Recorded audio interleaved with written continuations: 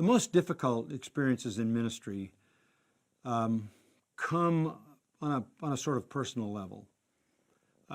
It's not so much because somebody takes issue with something you believe, somebody doesn't agree with your doctrine, or somebody doesn't like the way you explained a Bible verse, or somebody didn't like your sermon, or somebody thought you were offensive in the way you said something. I mean, you get over that. There's a certain amount of persecution that comes because, you know, you preach dogmatically, you preach the truth, you have strong convictions, and there are people who don't like it.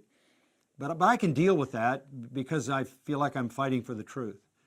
What really hurts in ministry is personal disloyalty. And I don't mean by that you should expect blind loyalty from people.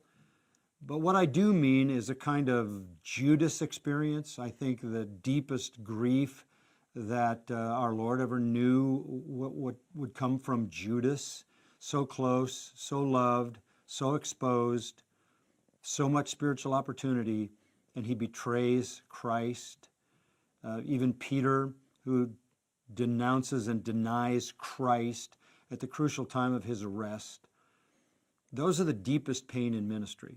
When the people in whom you've invested the most, whom you've loved the best you're capable of loving them, to whom you've given spiritual responsibility, for whom you've held high expectations, for whom you even believed the best, turn on you, turn against you, even try to start a kind of mutiny, speak evil of you, collect people around them who join the criticism, and it wounds the church, and it does damage to the unity of the church.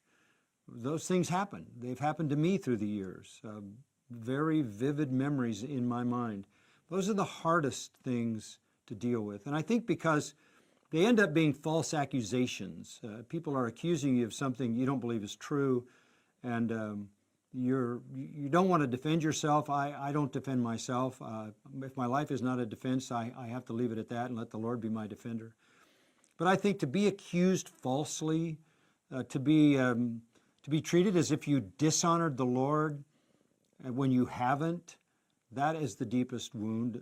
I don't want anyone to think that I'm dishonoring the Lord, that I'm being unfaithful to the Lord. And when those closest to you accuse you of that, that's the hardest thing to deal with.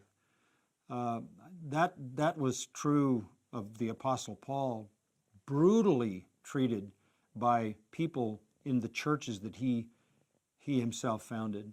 That was what led to what he called the thorn in the flesh. It was just tearing him up that there was criticism of him in his own church, but the Lord used it for his perfection. When he was weak, the Lord said he was strong. And so he actually goes so far in 2 Corinthians to say, I rejoice in the weakness. I rejoice in criticism. I rejoice in suffering, because when I'm weak, then I'm really strong. And I think you have to embrace the suffering. You have to, even though it hurts, it's hard, painful, you embrace it as God's way of humbling you, God's way of making you weak, so that your strength is found only in Him. And I have found that through the hardest times of being misrepresented, misunderstood, and falsely accused, the Lord has worked the greatest works of grace in my own heart and shown His strength. Embrace those times of suffering. They make you stronger. That makes you more effective.